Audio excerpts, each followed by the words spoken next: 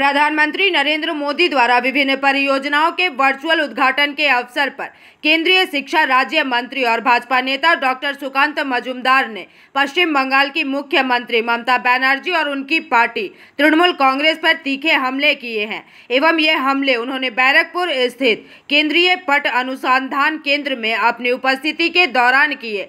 सूत्रों के मुताबिक डॉक्टर मजूमदार ने SIR को लेकर ममता बनर्जी के कड़े विरोध पर सवाल उठाते हुए अपनी बातें रखी।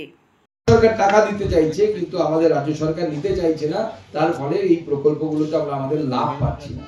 আমাদের মাননীয় প্রধানমন্ত্রীর নেতৃত্বে ওয়েস্ট বেঙ্গলে আপনারা জানেন কৃষক যারা আছেন তারা প্রধানমন্ত্রী কৃষক সম্মান নিধি পান।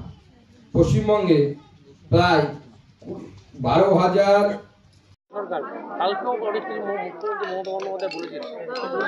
দেখুন, ছোটবেলায় গল্প পড়েছিলেন বা শুনেছিলেন যে রাক্ষসের প্রাণ পুকুরের মধ্যে একটা তাল গাছ আছে, সেই তাল গাছের মধ্যে ছোট কৌটো আছে, সেই কৌটোর মধ্যে একটি ভোমরা আছে, সেই ভোমরার মধ্যে রাক্ষসের প্রাণ থাকে। তো তৃণমূল কংগ্রেসের এই সরকারের প্রাণ বা সরকারের টিকে থাকার প্রাণটা ওরকম ভোমরার মধ্যে আছে। সেই ভোমরার নামটা হচ্ছে ভোটার লিস্ট।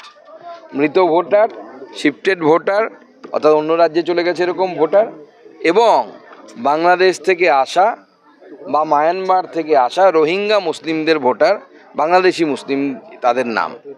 তো স্বাভাবিক, যখন ওই ভোমরাকে মারা হয়েছিল রাক্ষস মরে যাচ্ছিল, তো চেঁচামেচি করছিল রাক্ষস।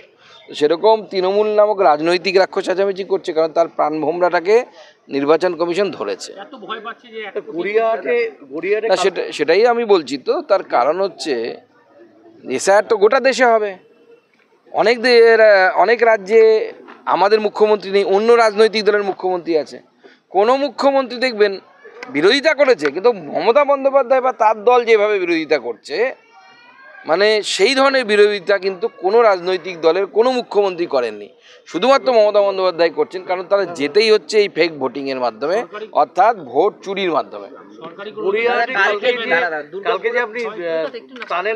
Bureau report, PVTV news.